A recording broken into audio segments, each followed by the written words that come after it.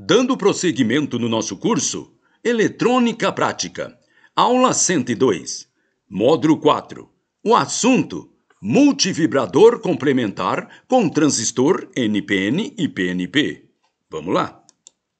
Observe com atenção o diagrama esquemático ao lado. Preste atenção nesse diagrama. Observe que esse diagrama ele é muito parecido com o multivibrador astável. A única diferença está nas polaridades dos transistores. Um é NPN e o outro PNP. Com dois transistores de polaridade oposta, isto é, NPN e PNP, simplificamos ainda mais os acoplamentos, uma vez que a ligação de um dos transistores ela é feita de maneira direta.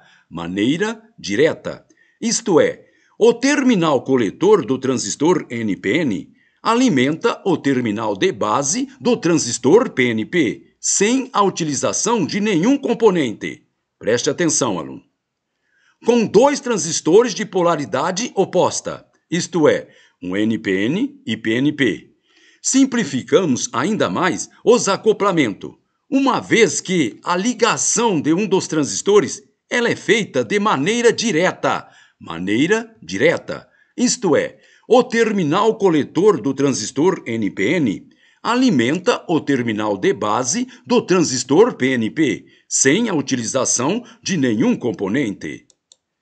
Ao aplicarmos inicialmente a alimentação ao circuito, o primeiro transistor, que é o TR1, cuja polaridade é NPN, é automaticamente polarizado pelo resistor de base, o RB1, conduzindo assim a necessária polarização ao terminal de base do segundo transistor, o TR2, cuja polaridade é um PNP. Por sua vez, o segundo transistor, que é o TR2, cuja polaridade é PNP, ao conduzir, produz um pulso de tensão sobre o seu resistor de carga de coletor, o RC2, que, levado pelo capacitor C em série com o resistor R, atua sobre o terminal de base do primeiro transistor, o TR1, cuja polaridade é um NPN, no sentido de momentaneamente levá-lo ao corte. Preste atenção que eu vou repetir.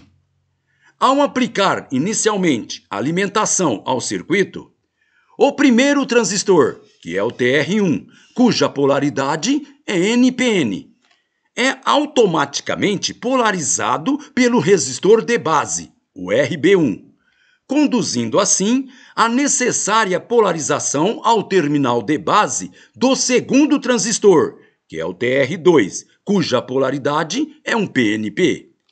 Por sua vez, o segundo transistor, que é o TR2, cuja polaridade é um PNP, ao conduzir, produz um pulso de tensão sobre o seu resistor de carga de coletor, o RC2, que levado pelo capacitor C em série com o resistor R, atua sobre o terminal de base do primeiro transistor, que é o TR1, cuja polaridade é NPN, no sentido de, momentaneamente, levá-lo ao corte.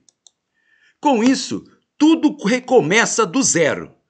Com o primeiro transistor, que é o TR1, cuja polaridade é o NPN, recebendo sua polarização do resistor de base 1, o RB1, e assim por diante. De maneira prática, de modificar ou ajustar a frequência de funcionamento no multivibrador complementar é atuar sobre os valores do primeiro resistor de base, o RB1, e do capacitor C. Acontece que o primeiro resistor de base, o RB1, é também o polarizador do terminal de base do primeiro transistor.